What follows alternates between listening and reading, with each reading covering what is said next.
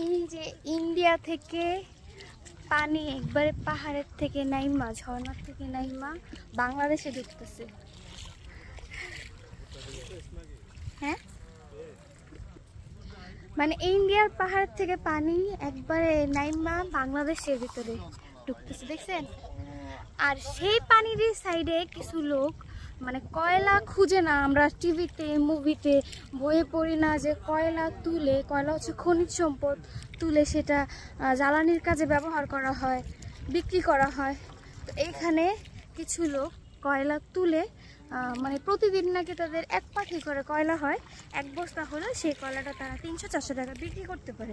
তাহলে যদি প্রতিদিন তারা 1 পাখি কয়লাই তুলতে না পারে, হ্যাঁ, তাদের জীবিকা নির্বাহ করতে তাদের কতটা কষ্ট হয়।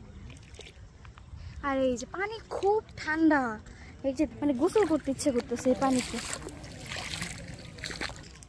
ওই পার তো যাইতেই দিব না, ওই পারে যাওয়া নিষেধ করে দিছে।